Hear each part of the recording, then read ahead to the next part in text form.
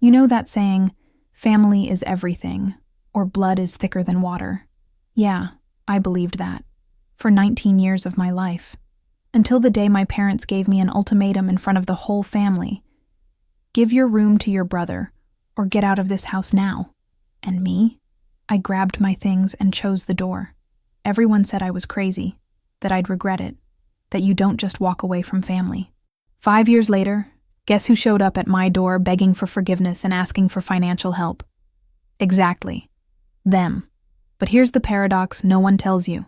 Sometimes, the most toxic person in your life is the one who was supposed to protect you. Sometimes the love that suffocates you is worse than the loneliness that sets you free.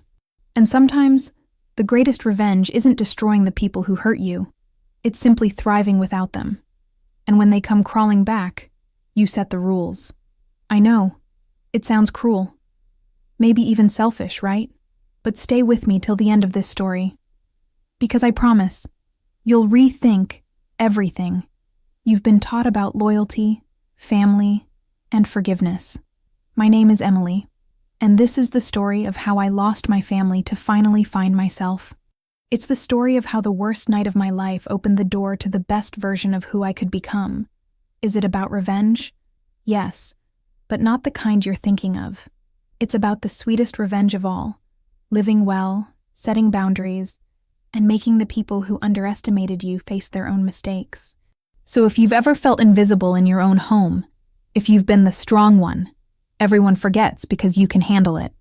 Or if you've ever had to choose between your dignity and a roof over your head, this story is for you. Hit play, because in the next few minutes, you'll see how one family dinner became my sentence of freedom, how a bedroom with a private bathroom almost destroyed my life, but ended up saving it, and how, 5 years later, the tables turned in ways I couldn't have imagined in my wildest dreams. Oh, and at the end, I'll ask you a question that's going to hit deep. Ready? Let's go. You know that feeling when you realize that no matter how hard you try, it's never enough? Yeah, I lived that every single day of my life. My name's Emily. I was 19, working part-time while going to college, paying my own bills, and still, I was invisible in my own house. My younger brother, the golden child, could do whatever he wanted, and my parents always had an excuse ready for him. And me? I was the strong one, the responsible one, the one who knew how to take care of herself. Funny how those words sound like compliments, but in reality, they're just a way of abandoning you emotionally. You know, it's like they're saying, you can handle it, so we don't have to worry about you. My brother, let's call him Dylan, was 16 and had never worked a single day in his life. While I was leaving the house at 6 a.m. to work before class, he was sleeping till noon.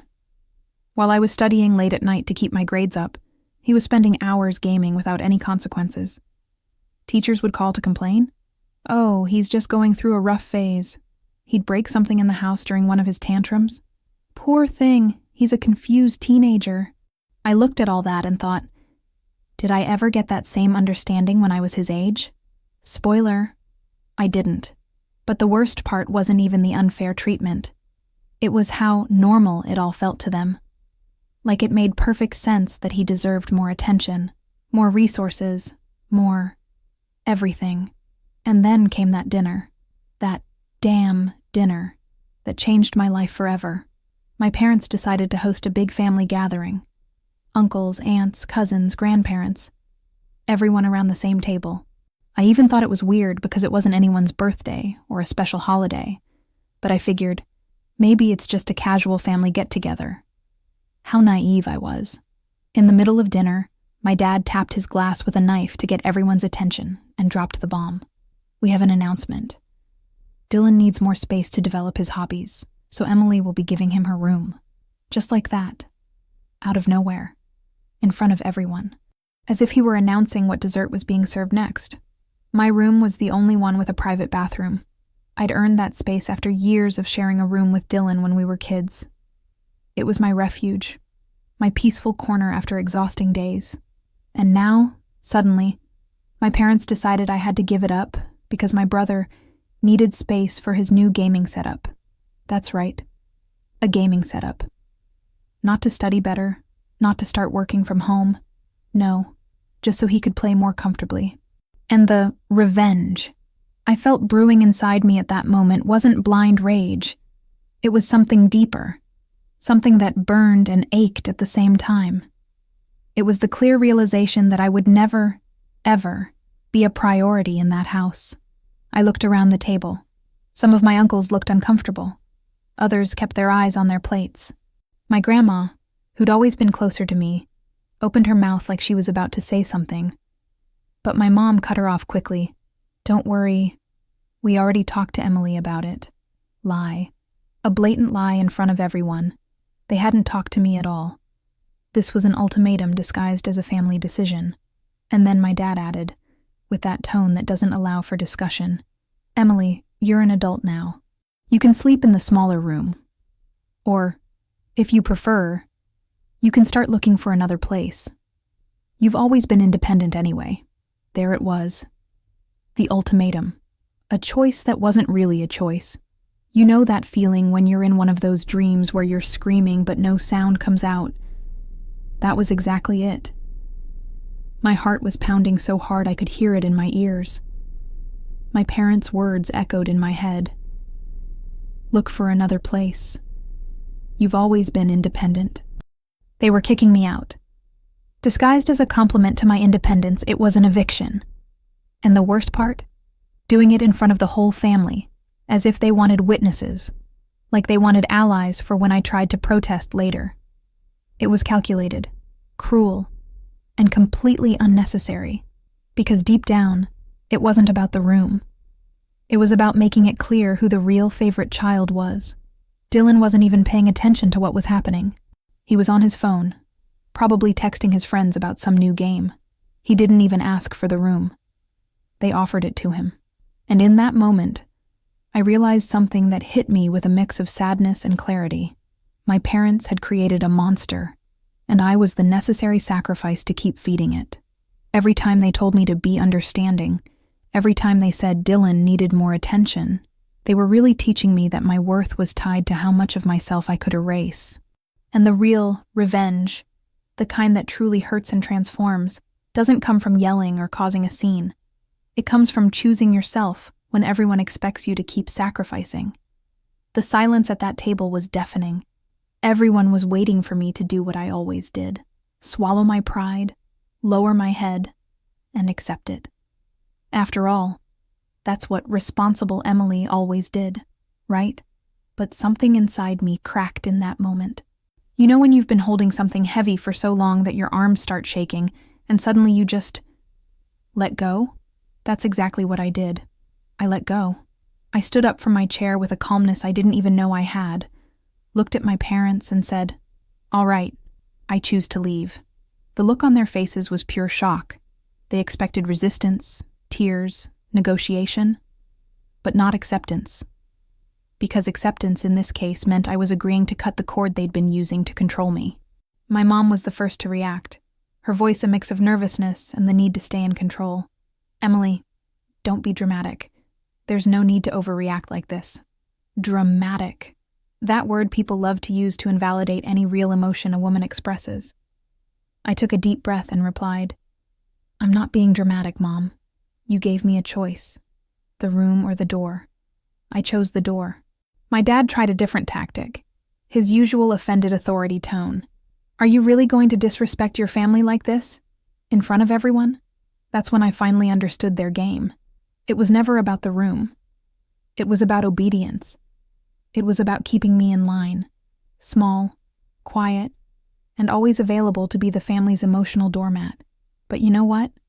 The real revenge sometimes is just refusing to play the role they wrote for you. I went to my room, still my room at that point, and started packing my things. My hands were shaking, I won't lie. I was terrified. I had some savings, but not much. Nowhere to go immediately. But I had something more important than safety in that moment. Dignity. And I wasn't about to trade my dignity for a roof that came with the price of my self-worth. My grandma knocked on the door, tears in her eyes. "Emily, sweetheart, you don't have to do this. Stay. We'll talk to them." I held her hand and said, "Grandma, if I stay now, I'll die a little inside every single day, and I don't want you to have a granddaughter who's just a ghost of who she could have been." The first 2 weeks were the hardest of my life. I slept on my friend Rachel's couch. She was an absolute angel during that time. I'd wake up in the middle of the night with my heart racing, thinking, what if I made the wrong choice? What if I can't do this? The demons of doubt are cruel, especially when you're starting from zero. My family didn't help at all. Actually, they made it worse. My mom called crying, saying I was tearing the family apart. My uncles sent messages calling me selfish and too proud. It's funny how quickly you become the villain of the story once you refuse to be the convenient victim. But I blocked them all for a while. I needed silence to hear my own voice. You know, after years of listening to everyone else tell me what I should do, I needed to figure out what I wanted. I found a tiny room in a shared apartment with 3 other people. It was so small my bed almost touched both walls. There wasn't even a proper closet, just a few hooks on the wall. The bathroom was shared and, well, let's just say my roommates weren't exactly neat freaks. But it was mine. I paid for it with my own money. No one could walk in and say, "This space isn't yours anymore because someone else deserves it more." There's a surprising kind of power in having something that's truly yours, no matter how small it is. It's like that story about the little bird building its nest twig by twig. It may be simple, it may be humble, but it's his, and no one can take that away. That feeling was worth every cent of the bills I barely managed to pay. To survive, I got a second job. I worked at a coffee shop early in the morning, went to college during the day, and took restaurant shifts at night. Some days I barely had time to eat properly. My professors would ask why I always looked exhausted. I never told them the full story. I'd just say, "Oh, I'm working a lot." But here's what's strange.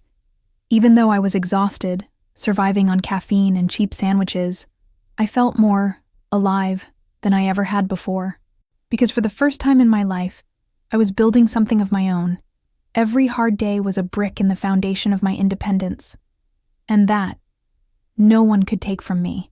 The sweetest revenge isn't watching others suffer. It's watching yourself bloom despite everything they did to keep you small. It was during one of my shifts at the coffee shop that I met Michael. He was a regular, always ordered the same coffee, always left a generous tip. One day, he asked if I was okay because it looked like I was carrying the world on my shoulders. I kind of broke down and told him a bit of my story. Turns out, he was a manager at a tech company and mentioned they were opening internship positions. "You seem like someone who doesn't give up easily," he said. "We need people like that." That moment changed everything. He became an informal mentor, taught me about networking, self-presentation, and how to turn resilience into a resume. And I realized something. Sometimes the right people only show up when you've had the courage to leave the wrong place. If I'd stayed in that house, accepted that humiliation, I never would have met Michael, never would have discovered what I was truly capable of. The internship Michael helped me get was my first real taste of what it's like to be in an environment that actually values hard work. It wasn't that, "Oh, you're so strong you can handle just a little more" kind of nonsense while they overload you. It was genuine recognition. During the first few weeks, I kept waiting for it to all fall apart, you know? Like, I expected someone to show up and say, "Sorry, there's been a mistake. You're not a good fit." But that never happened. Quite the opposite, actually. My direct supervisor, Karen, called me in after a month and said, "Emily, you turn things in early, with great quality, and you help the other interns." That's rare. I almost cried right there. It was the first time in a long time that someone acknowledged my effort without adding a "but" at the end of the sentence. 3 months after starting the internship, they hired me full-time. Hired me. I remember calling Rachel, my friend who had taken me in when I left home, and screaming with happiness over the phone. She screamed with me because she knew. She had seen where I came from. She saw the nights I cried from exhaustion, the weeks I lived off instant noodles because that's all I could afford. And now, I had a real salary, with benefits, and the chance to grow. The first thing I did, I rented an apartment all to myself. It was a small studio, but it was mine. No roommates, no arguments about cleaning. When I got the keys, I sat down on the empty floor and cried. I cried for everything I had held back, and you know what that feeling was? Silent revenge, the best kind there is. Around that time, my mom tried to reach out. After nearly 8 months of silence, she finally texted me, "Emily, this tantrum has gone on long enough. The family misses you." Tantrum. She called my decision to defend my dignity a tantrum. I looked at that message and felt nothing. No anger, no urge to clap back, no guilt, just emptiness where the wound used to be. And that's when I realized it was healing. I replied politely, "Mom, it wasn't a tantrum. It was survival. When you're ready to understand that, we can talk. Until then, I need my space." Then I blocked her again. Sounds harsh? Maybe. But you know what I learned? You can't heal in the same place that made you sick. It's like trying to dry clothes while standing in the rain. At work, I started to stand out in project management. I found out I was good at organizing chaos, taking scattered information and turning it into something functional. Karen started giving me more responsibility. I began leading small meetings, then bigger ones. I took online courses late at night to learn more, to be better. And every certificate I earned, every compliment I got, was like erasing a tiny piece of that voice in my head saying, "You're not good enough."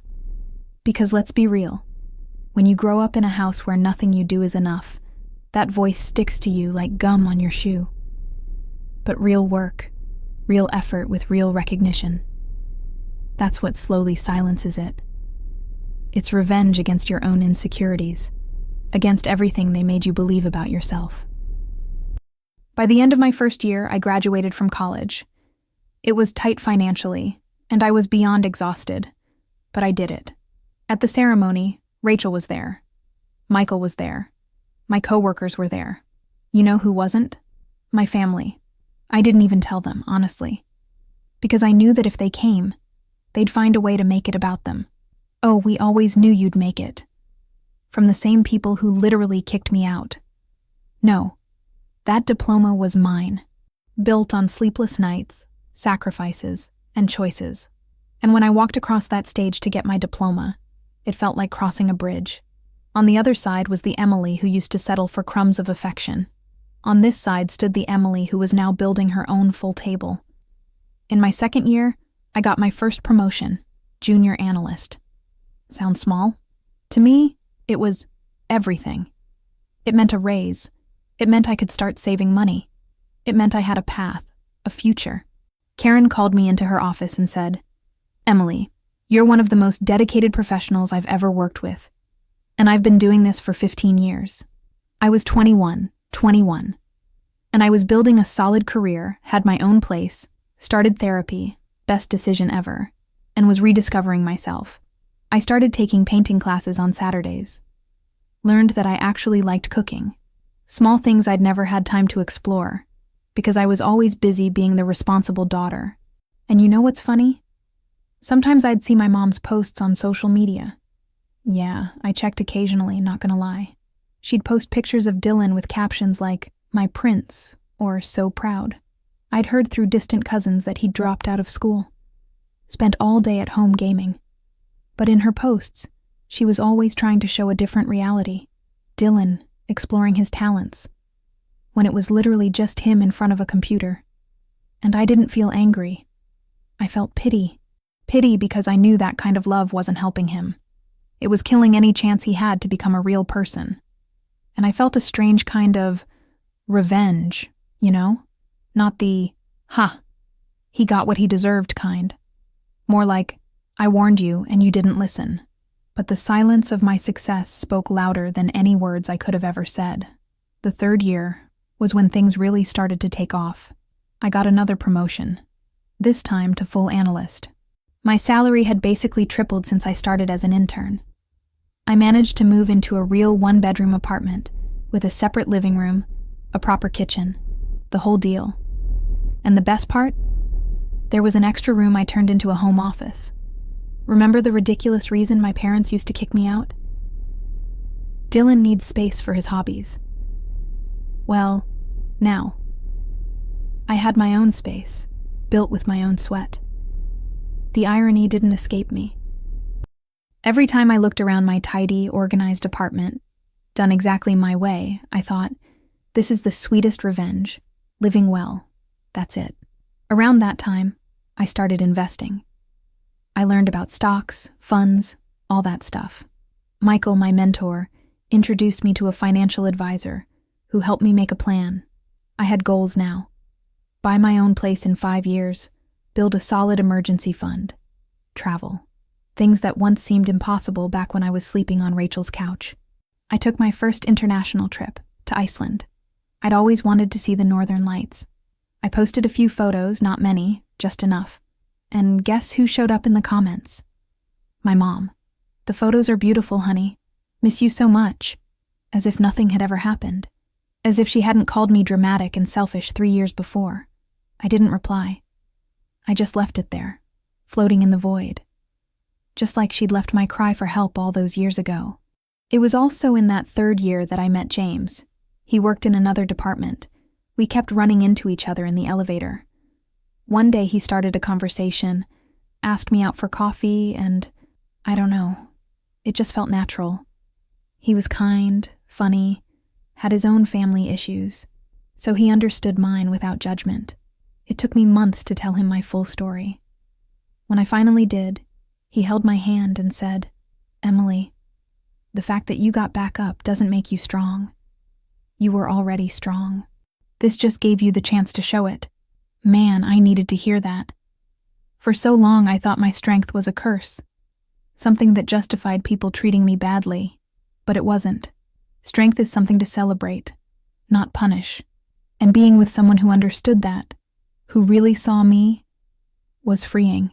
Meanwhile, from bits and pieces of gossip that reached me, because family always finds a way, things at my parents' house were falling apart. Dylan, now in his 20s, still hadn't finished high school. Didn't work. Spent his days locked in his room. That same room that started it all. My parents paid for everything. Food, internet, video games, whatever he wanted. My cousin Amanda called once and said, "Emily, I know you don't talk to them, but it's getting bad. Your dad's had some health issues. Not serious, but the medical bills are piling up. And your brother doesn't lift a finger to help." I listened, thanked her for telling me, but didn't do anything. Sounds cold? Maybe. But it wasn't my job to save the people who tried to drown me. In my 4th year, I got an offer from another company. A coordinator position leading a small team. It was a big leap.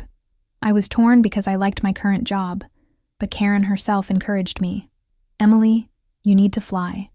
Don't stay here out of blind loyalty. Go, grow." So I did. It was scary and exciting all at once.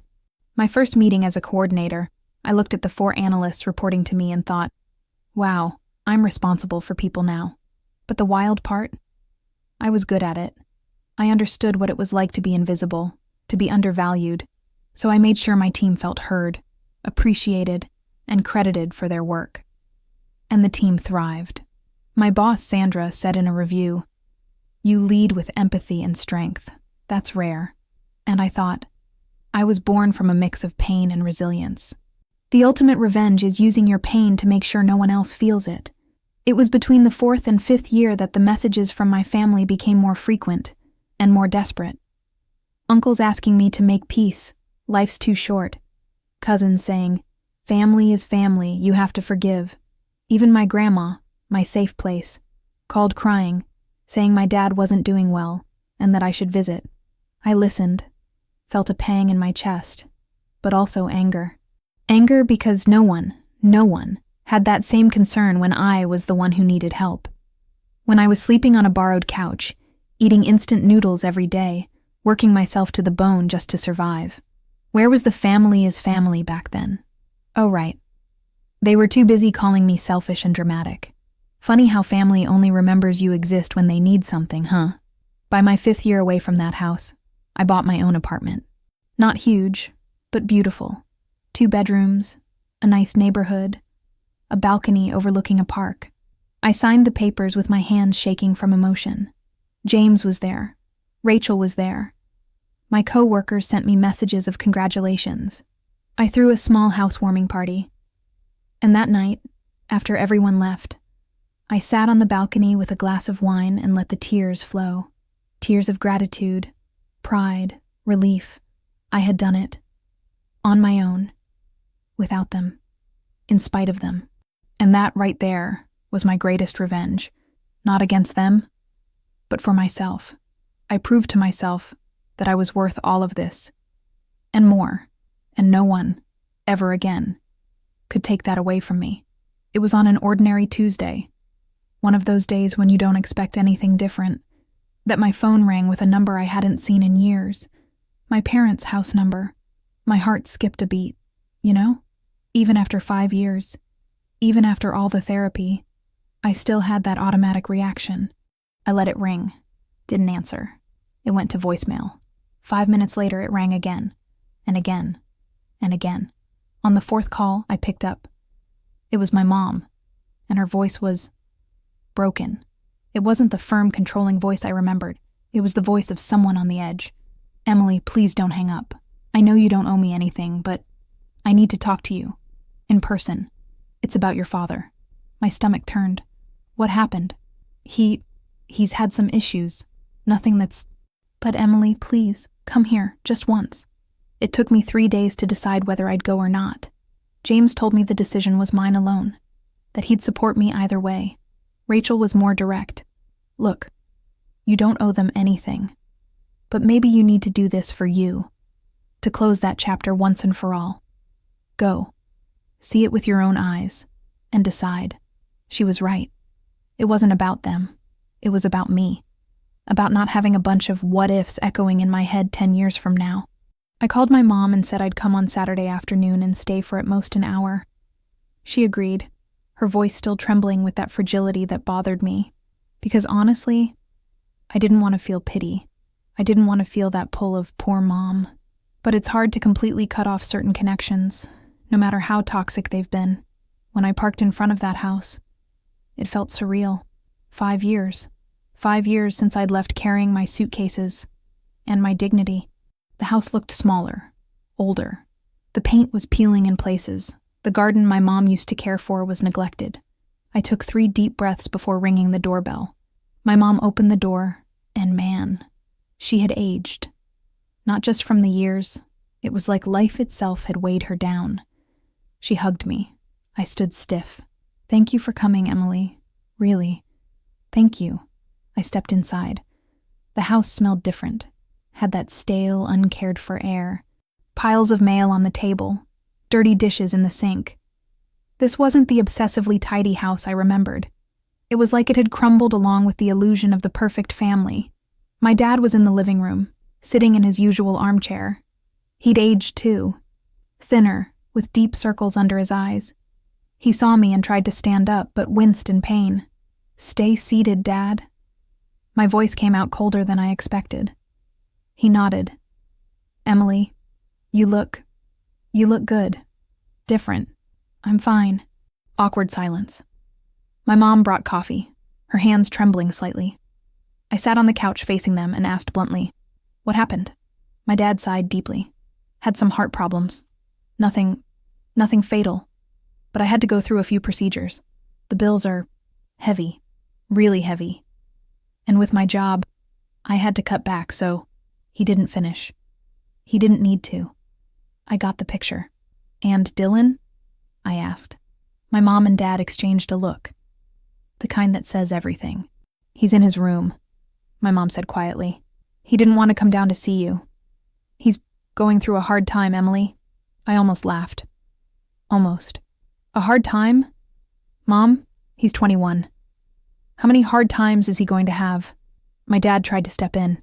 Emily, you don't understand. He has depression, anxiety, he's spoiled. I cut in. You raised an adult who can't do anything for himself. And now you're reaping what you sowed. The silence that followed was heavy, but it was the truth. The raw truth no one ever wanted to say out loud. And you know what's funny about revenge? Sometimes it's not about doing something to someone. Sometimes it's just speaking the truth everyone always knew, but never had the guts to admit. My mom started crying. that soft, embarrassed kind of cry. We made mistakes, Emily. I know we did. With you, with him, with everything. I see that now. But you're our daughter. You're strong. You've always been. And we need help. Financially. Just until we get back on our feet. No, I said. Simple as that. No? My dad looked stunned. Emily, we're family. Family? I leaned forward.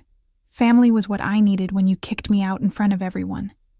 Family was what I begged for when you chose Dylan's comfort over my dignity. And where were you then? Calling me dramatic, selfish. So no, Dad. I'm not just going to show up here and fix the mess you created. The tension in the room was suffocating. My mom was sobbing openly now. My dad's fists clenched, jaw tight. I could tell part of him was angry. But another part, the part I could almost see in his eyes, knew I was right. But I didn't come here just to say no and walk away, I continued. Because unlike you, I don't abandon people completely. But if I'm going to help, it'll be on my terms, under my conditions. And you'll have to swallow your pride and accept it. My dad looked at me, a mix of hope and resentment. What conditions? And that's when I laid out everything I'd been thinking about during those 3 days. It wasn't going to be easy for them. It wasn't going to be comfortable. But it was going to be fair. Finally, for the first time in that family, things were going to be fair. And that kind of revenge, the one where you rewrite the rules of the game, was the one I'd waited 5 years to deliver. I grabbed my purse and pulled out a sheet of paper I had prepared. Yes, I had written everything down. Because after 5 years of learning to value myself, I wasn't about to leave room for emotional manipulation or empty promises. First condition, I began, my voice steady in a way that surprised even me. You sell this house. It's too big, too expensive to maintain, and you clearly can't afford it anymore. You either buy or rent a smaller place, something that actually fits your real budget.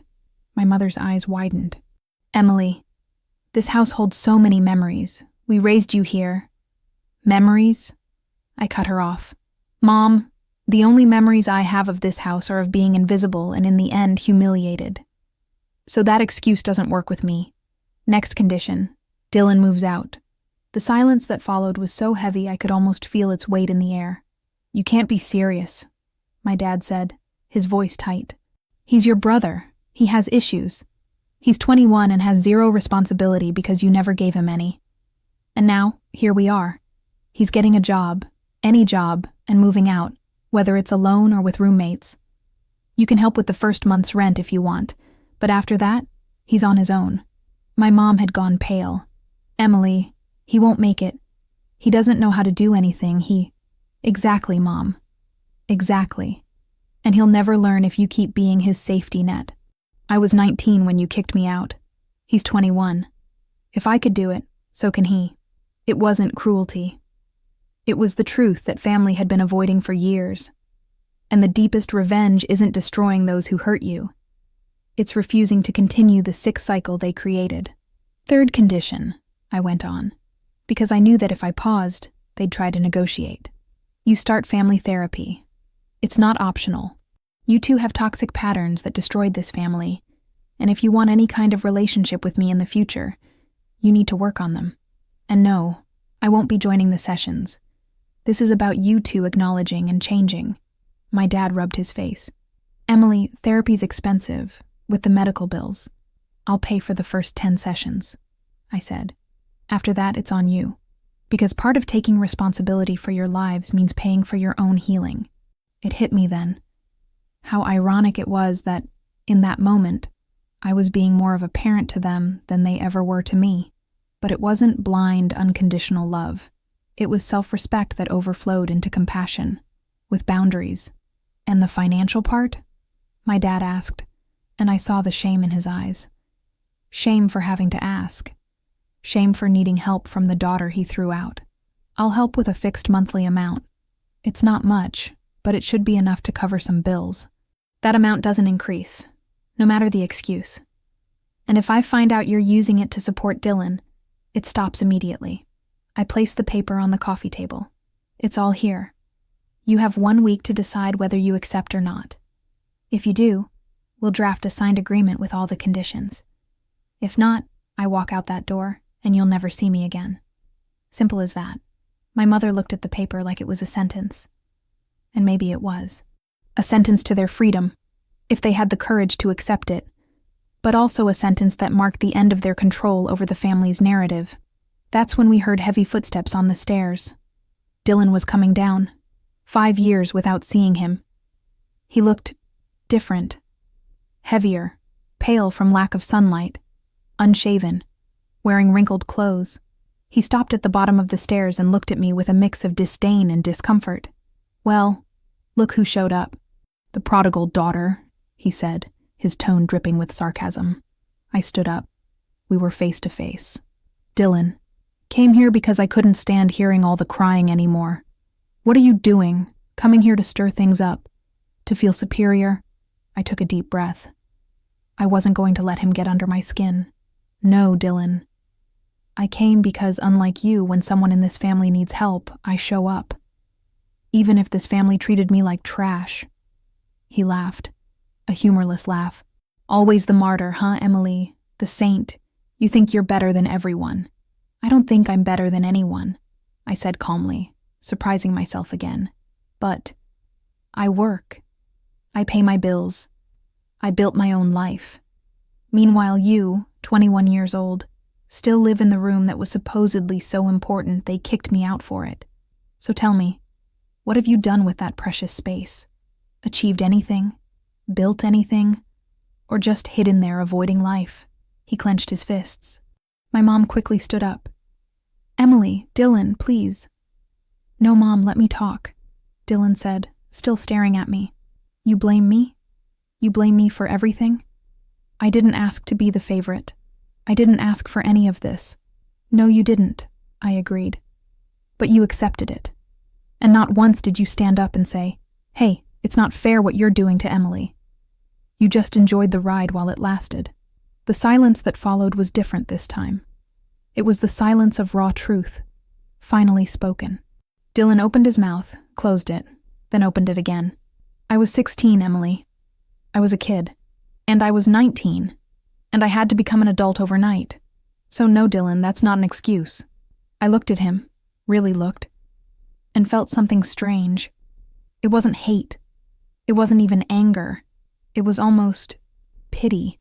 Pity because I saw a 21-year-old man imprisoned by his own immaturity, his own choices, or lack thereof, his own fear of growing up. "You can hate me, blame me, whatever you want," I said. "But someday you'll have to look in the mirror and face the truth. You are exactly where you are because you chose to stay stuck. And I'm where I am because I chose to move forward, even without a map, even without support." And that was the final revenge against the toxic dynamic of that family. Speaking the truth without shouting, without drama, just laying the facts on the table. Because truth, when you're ready for it, either sets you free or destroys you.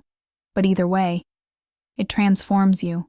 6 months have passed since that meeting. And you know, life has those ironies that feel like movie scripts, but they're real. My parents sold the house. It was painful for them, I know, but it was necessary.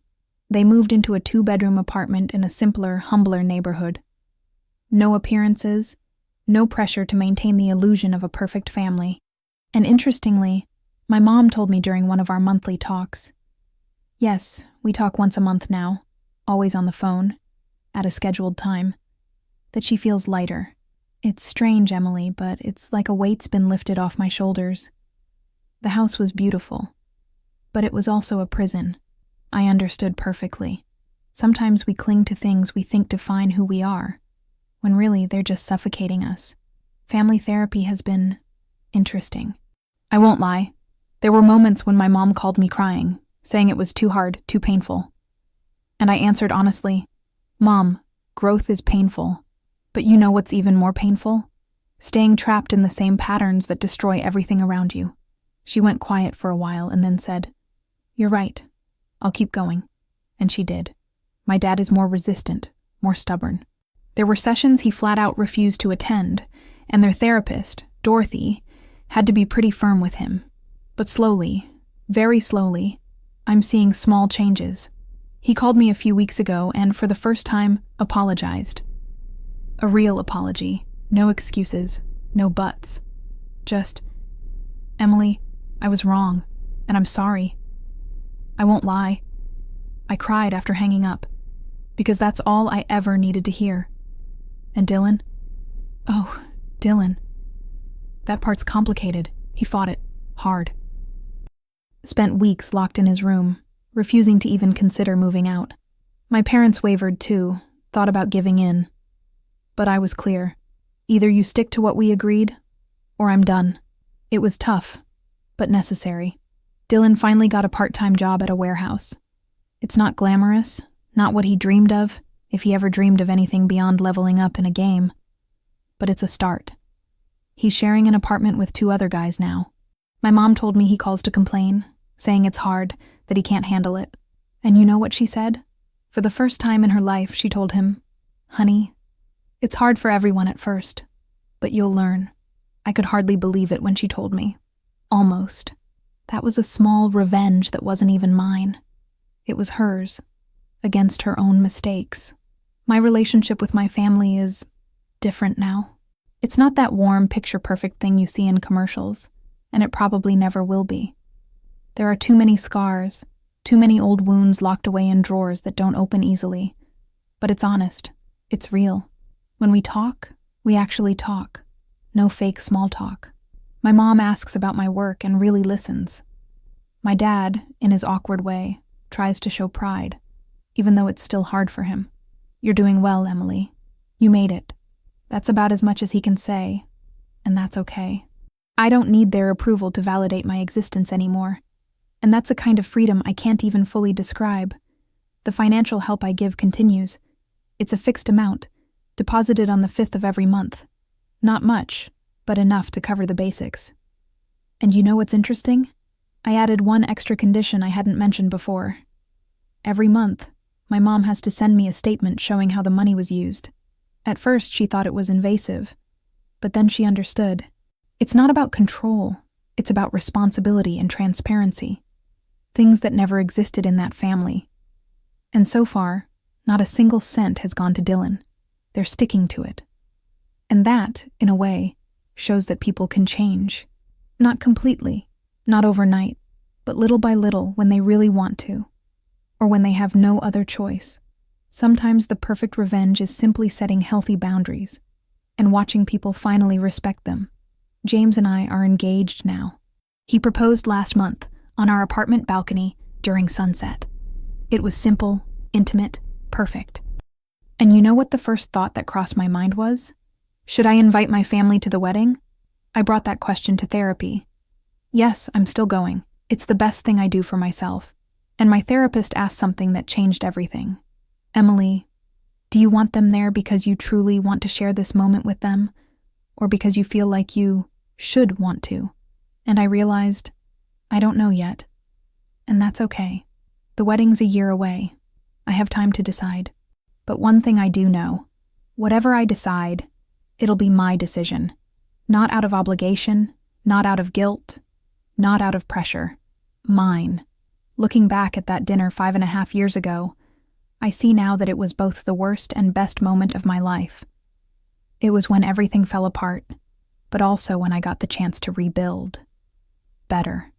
Stronger. More me. People romanticize the idea of family above all, but the truth is, toxic families exist. And sometimes the most courageous, loving thing you can do for yourself is to walk away, to choose your peace, to choose your future. And yes, it'll hurt. It'll be scary. There will be nights you'll cry, wondering if you made the right choice. But if you did it for the right reasons, for your dignity, your sanity, your self-worth, then yes, it was the right choice. And the greatest revenge, the one that truly matters, isn't against those who hurt you. It's for the person you can become once you finally break free from the chains that held you down. And you know what? I became someone I truly like. And that's priceless. So, that's it. That's my story. The story of how a humiliating ultimatum became my biggest blessing in disguise. And look, I'm not here to tell you what to do with your family or your problems. Every situation is unique. Every pain is different. But I want to ask you a few questions. And I want you to be brutally honest with yourself when you answer them. How many times have you sacrificed yourself for people who would never do the same for you? How many times have you swallowed your pain, your anger, your frustration, just to keep the peace while falling apart inside? And here's the question that matters most. If you had to choose between the approval of those who mistreat you and your own peace of mind, which would you choose? Because deep down, life forces you to make that choice, sooner or later. I'm not going to romanticize my story. It wasn't pretty. It wasn't easy. There were nights I cried myself to sleep from exhaustion. There were days I wanted to give up. But you know why I didn't? Because I realized that giving up on myself was exactly what they expected. It's what everyone expected. Emily always comes back. She always gives in. She can take it. And revenge, that word I've repeated so many times in this story, was never about making them suffer. It was about proving that I was worth the investment, that I deserved the effort, that I was the priority in my own life, even if I never was in theirs. So here's my heartfelt advice. If you're in a toxic situation, whether it's with family, friends, a partner, whoever, you have permission to choose you. You're not selfish for setting boundaries. You're not cruel for protecting your peace of mind. And you are definitely not obligated to accept crumbs of affection from people who should be serving you a feast of love and respect. Life's too short to spend it trying to prove your worth to those who already decided you have none. Now I want to hear from you. Drop a comment below. Have you ever had to make the hard choice to cut someone out of your life? How was it? Do you regret it? Or was it freeing? And if you're in that place I once was, on the edge, wondering if it's worth taking that step, tell us about it. Because this community right here, we get it. And sometimes, just knowing you're not alone makes all the difference. And if this story moved you in any way, if it made you think, if it gave you that little push you needed, subscribe to the channel and turn on the bell. Every week, I share real stories of revenge, resilience, and most of all, people who chose themselves when everyone expected them not to. Stories that make you question, that make you feel, that remind you you're not crazy for wanting more from life. Oh, and share this video with someone you know who needs to hear it. That friend who keeps sacrificing herself for her family. That cousin stuck in a situation he knows is toxic, but is too scared to leave. Because knowledge is power. And sometimes, someone else's story is the spark another person needs to change their own. Thank you for staying with me till the end. Truly. Thank you for listening to my story without judgment. And remember, you deserve to be a priority. You deserve respect. You deserve a life you don't need a vacation from just to tolerate. And if no one's told you this today, I believe in you. I believe you have the strength to make the hard choices that will take you where you truly belong.